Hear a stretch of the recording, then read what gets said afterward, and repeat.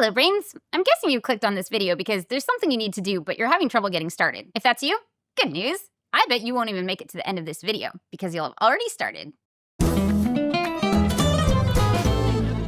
Task initiation, or getting started on a task, is something that a lot of people with ADHD struggle with, and there are a lot of reasons why. But that's all right, because after a decade of learning and teaching about ADHD, well, having ADHD, I have a whole toolbox filled with tools that actually work to help us start getting stuff done. Which one do I use? Well, that depends on why I'm stuck. So let's explore 5 common struggles ADHDers face when it comes to task initiation, and for each, a tool that can help. Starting with overwhelm. Sometimes we struggle to get started because we're overwhelmed. There's just too many things we need to do. Tasks don't ever stop coming in. We get bombarded with them 24/7. Tasks come in through email, notifications, requests from others, and all the things that you suddenly remembered that you'd previously forgotten. And ADHD brains have trouble prioritizing. So when we have too many to-dos on our plate, it's hard to even know where to start. We can end up in analysis paralysis. We can freeze and end up doing none of the things we intended to do. So here's my secret. Do less. Prioritize 3 things. Choose 3 things that if you get those 3 things done today, you'll consider today a success. Choosing between 3 things on a to-do list is a lot easier than 40 things, which can make getting started easier. It also removes the mental and emotional weight of feeling like we have too many tabs open in our brain. This lighter load can free up our brain and body to do the tasks we need to do, rather than just think about them. Does this mean you can only do 3 things that day? No. If you're pretty sure you need a shower, take a shower. It means the 3 things on your list are the priority, and all the things you could be doing can fade into the background, where they're less distracting. Do I always do all 3 things? Not always. But more often than not, I actually do. For me, the 3-thing strategy is one I keep coming back to because it's kind of magical. But what if your problem isn't with overwhelm? What if it's a lack of urgency? Sometimes it's not about being overwhelmed. It's that there's no clear starting gun telling us when to start, or no obvious checkered flag telling us when something will need to be done by. This can make it feel like the thing we really need to do isn't really urgent at all. What's more is other things suddenly do feel urgent and start to distract us. ADHD brains tend to prioritize tasks that are urgent, even if they're not as important. The solution? Make important tasks feel urgent. My favorite way of doing this is it's a Pomodoro timer. Decide what you're going to work on, then set the timer for however long you think you can manage. On bad brain days, I might start with 5 or 10 minutes. While on good brain days, I might set it for the full 25. Once the timer starts, ignore everything else that pops into your head. But I had an important thought come up. Yeah, that's going to happen, and that's okay. Park it by noting that thought in a parking lot, be that a piece of paper or a notes app. You can always review it later. When the timer goes off, you can take a break before starting another Pomodoro. But if you're in the groove, then you can keep on going too. Side note, something that helps me personally with both overwhelm and that lack of urgency is Sansama, which is a productivity app system that's designed to help you get stuff done without burning out. I've been using it on and off for years at this point. A lot of people in this community use it and love it. And when I use Sansama to plan my day and week, I notice a really big difference in my ability to prioritize and get stuff done, actually get started on tasks without people needing to keep reminding me to do them. I have found it's especially useful for weeks when I am very overwhelmed, which I am this week because I just got back from a trip and there is a lot of work waiting for me and it's not entirely clear like what I need to be doing or what needs to be done first. So let me show you what I do. I usually start with my daily startup routine that has all of the things that I need to do, which is great because otherwise I will forget how I start my day when I get back from vacation. So it's nice to have this checklist. I'm also going to see what's on my plate, like on my calendar for the day. So this one,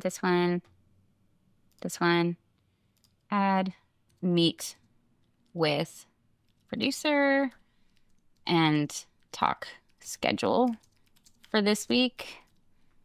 That is production. So you can either do the little sub hashtags or do the longer one. So I don't know what we're going to be talking about, so I'm just going to put it in production in general, which is really nice. I'm going to catch up on Slack. I used to think that would be really quick. Now I know better. When I first come back from a trip, that's going to take a while. I can hit play, and that is my starting gun. So get to desk. I love this because I'm already at my desk whenever I click on this. Grab coffee, tea, or water. Got my water. Yep, set alarm for lunch. I always forget to do that. The nice thing about this is that this little guy will show up even if I minimize this. So let's say I want to get started on this. I'm going to prep for the shoot. I can still see that I'm prepping for the shoot. It stays up on my screen, which is really, really nice. So now there's such a thing called daily highlights. My whole team is on Sansama, so I can see what they're doing. They can see what I'm doing, which is really cool. And so you write your own highlight of how it went today. Today was more smooth than it would have been without Sansama. Cool. What were the noteworthy things you did today? Yep, did that. Catch up on Slack, email editor.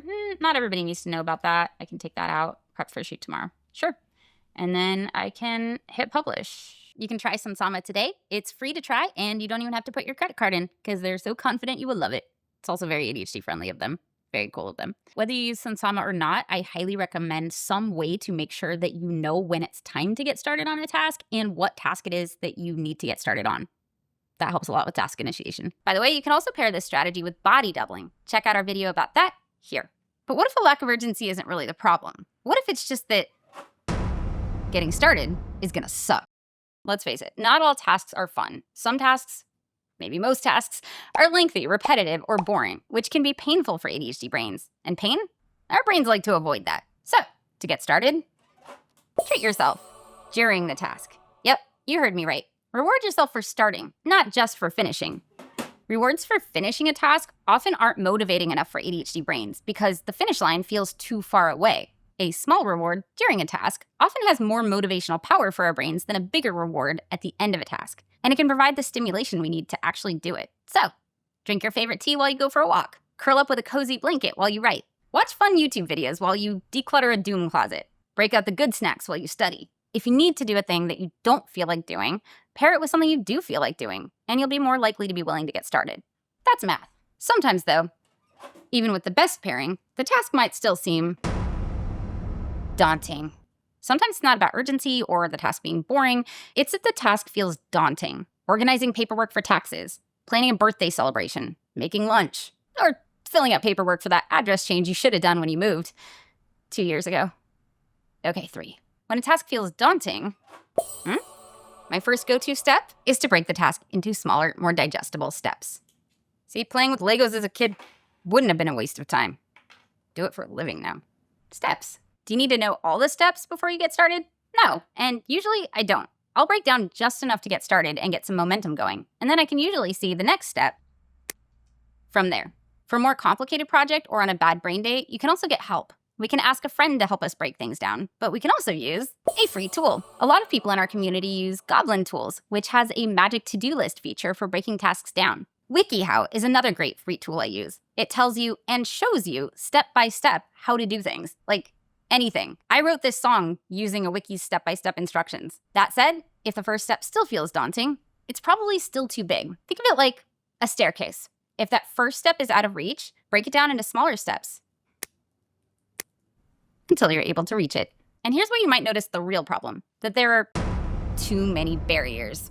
Sometimes, no matter how much we care about a thing or how many strategies we've tried, it's not happening. We just can't get started. Maybe we can't even get ourselves to use the strategies. Especially on bad brain days, a big part of why I'm stuck is that there are too many barriers in the way. There might be barriers physically in my way. I might not have what I need. There might be sensory barriers. I might not remember what to do, or I'm too burnt out to even think about it. For situations with too many barriers, I switch my focus.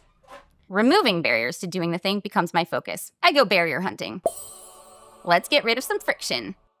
No space to do what you're trying to do? Make space. Are the supplies you need dirty? Clean them. Environment too loud? Find your noise-canceling headphones. Exhausted? Take a nap.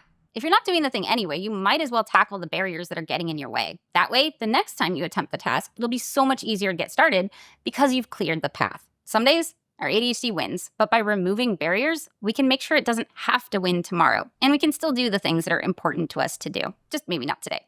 So, there you go. Feeling overwhelmed? Narrow down your to-do list to 3 things. Not feeling the urgency? Start a Pomodoro timer. Getting started feel painful? Make it enjoyable. Task feel daunting? It probably is. Break it down further. Too many barriers in the way? Tackle the barriers first. Hopefully by now you know what you want to get done today and you have some tools to help you get started. If you're still feeling stuck, rewatch this video and pause at each strategy while you try them. Comment below after you've started on the thing and let me know how it went. Or if you're still not ready to get started, feel free to procrastinate. mindfully by commenting below something that might help someone else, including your future self. Thank you to our brain advocates and all our Patreon brains for supporting the work that we do. If you don't know about this, we have an awesome community through Patreon on Discord where people often support each other in getting started with the things that they want to do. I'll put a link in the description below. Check it out. Like, subscribe, click all the things, and I will see you next video. Bye, brains.